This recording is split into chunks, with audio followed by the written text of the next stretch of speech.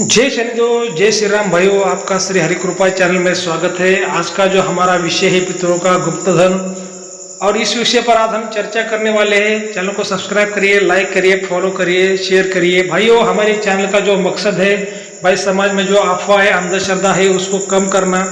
और जो चैनल का संदेश है धर्म के खिलाफ और कानून के खिलाफ आप कुछ भी काम मत करिए। भाइयों, पितरों का गुप्त धन सबसे बड़ा आज का हमारा विषय होने वाला है। इस वीडियो को आप ध्यान से सुनिए। पितरों का गुप्त धन किसे कहते हैं? भाई, अगर आपके जो पूर्वज है, दादा परदादा पिता, इनको पितरों कहते हैं।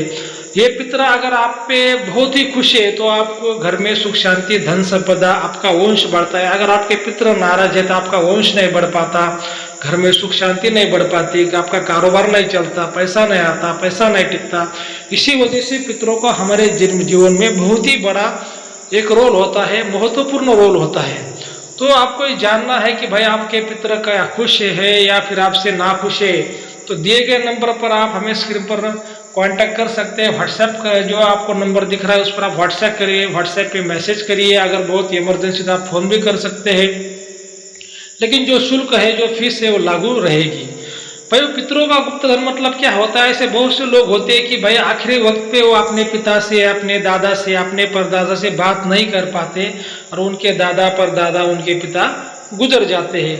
जो आखिरी टाइम पर जो उनकी बात होनी थी, वो जो उनकी इच्छा है वो अधूरी रह जाती है। फिर बाद में लोग बोलते यार मेरे दादा गुरु मुझे कुछ कहना चाहे थे, मेरे पिताजी मुझे कुछ बोलना चाहते थे, लेकिन हमारी बात नहीं हो पाई।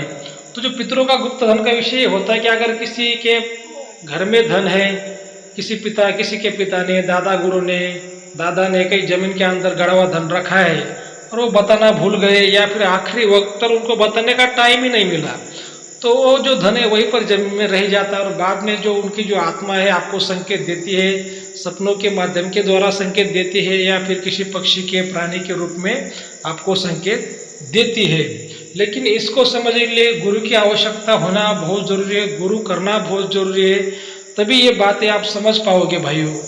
तो पितरों के बारे में मैं आपको सत्य घटना सुनाने वाला हूँ भाइयों। देखिए, मैं ऐसे ही कभी हवा में कभी बातें नहीं करता। जो रियल जिंदगी का अनुभव है मैं पहले प्राप्त कर लेता और बाद में सामने वाले को मैं ज्ञान देता हूँ। तो जो मेरा जो प्रैक्टिकल अनुभव है पितरों के बारे में मैं आपको बताने जा रहा हूँ। ये कहानी के रूप में मैं आपको बताने जा रहा हूँ, लेकिन ये सत्य घटना है। कम से कम 25 साल पहले ये घटना घटित हुई थी। तो ये घटना क्या है भाई, वो थोड़ा ध्यान से सुनिए।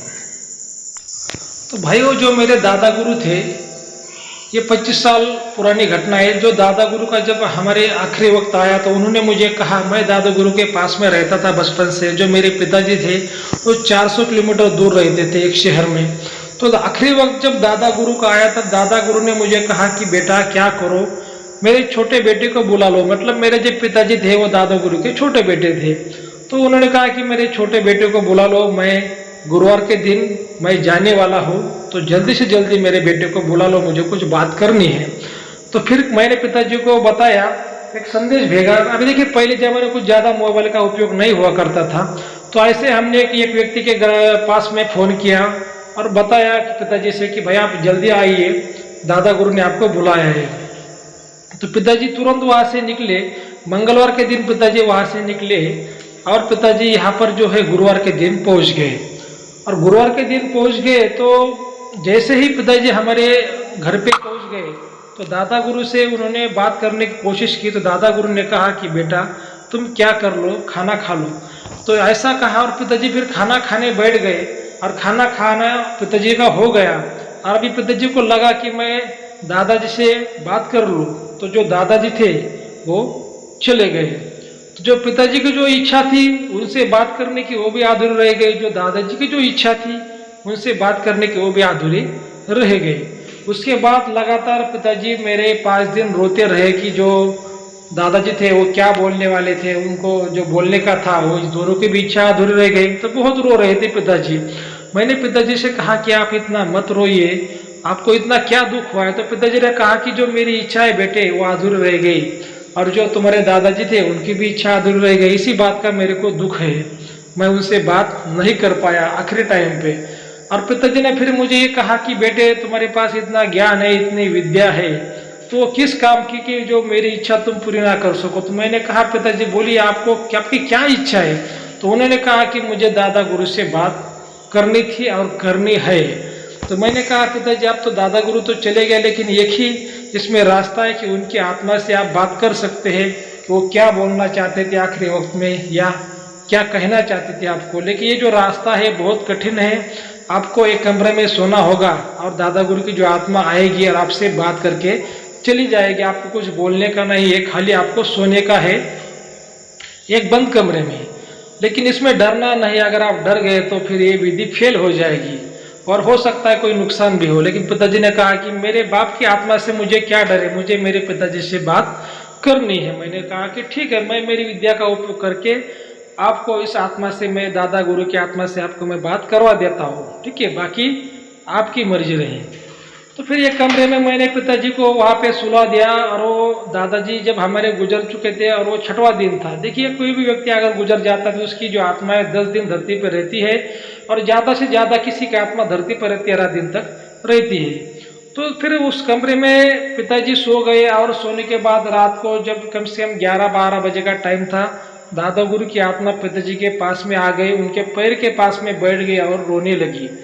और रोने लगी, कम से कम 2-3 मिनट तक रोने लगी और जोर जोर से रोने लगी। लेकिन जो मेरे पिताजी थे वो डर गए, उनमें इतनी हिम्मत नहीं थी कि भाई उस आत्मा से वो मुकाबला कर सके और डर गए।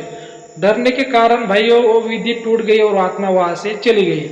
मैंने कहा पिताजी से कि पिताजी आप डर क्यों गए। पिताजी ने कहा कि भाई मेरे में इतनी हिम्मत नहीं है कि मैं उस आत्मा से बात कर लूँ। और भाइयों यही बात होती, चाहे भगवान हो चाहे कोई आत्मा हो, हम उनसे बात कर नहीं पाते, हमें डर लगता। हम दिन में तो बोलते हैं कि भाई हम बहुत बड़े पराक्रमी है, लेकिन रात में हम डर जाते हैं। कोई भी आम इंसान डर जाता है। लेकिन पिताजी का जो दिल का दुख था वो चला गया, जो रोज रो रहे थे वो भी उनका कम हो गया। देखिए ऐसी बातें होती जो आपके पूर्वज होते हैं भाइयों, अगर उनका कुछ इच्छा बाकी है, उनकी कुछ इच्छा अधूरी है तो आपको बताने की कोशिश करते हैं भाइयों, बार बार आपको सपनों के द्वारा, पशु प्राणी पक्षी के द्वारा आपको बताने की बार बार वो कोशिश करते हैं। हो सकता है कोई पक्षी आपके घर पर बार बार आए, हो सकता है कोई प्राणी आपके घर पर बार बार आए, लेकिन ये समझने के लिए गुरु की आवश्यकता होती है। गुरु होना बहुत जरूरी है भाइयों। आपके पितरों का खुश होना आपको आपके ऊपर बहुत ही जरूरी है। अगर पितर आपके नाराज है तो फिर आपके घर में परेशानियां बहुत बढ़ सकती है भाइयों। पैसों की का परेशानियां बढ़ सकती है, काम धंधे की परेशानियां बढ़ सकती है। पितरों का खुश होना बहुत ही जरूरी है। आपका अगर जानना है कि पितर खुश है या फिर आपके पितर ना खुश है तो दिए गए नंबर पर आप हमें कांटेक्ट कर सकते हैं भाइयों। व्हाट्सएप पर कांटेक्ट करिए या फिर आप फोन भी कर सकते हैं, लेकिन जो फीस है शुल्क है लागू रहेगा, इस बात का आपको ध्यान रखना है। तो ठीक है भाई, पितरों का गुप्तधन जो मुझे आपको समझाना था मैंने समझा दिया कि जो आपके पूर्वज है उनका कुछ अगर आपको बताना बाकी है, कुछ इच्छा बाकी है, कुछ उनको उनका धन है वो आपको बताना बाकी, तो आपको बार बार संकेत देंगे। तो आज का जो वीडियो अगर आपको अच्छा लगे तो हमारे चैनल को आप सब्सक्राइब करिए, लाइक करिए, शेयर करिए। जय शनिदेव, जय श्री राम।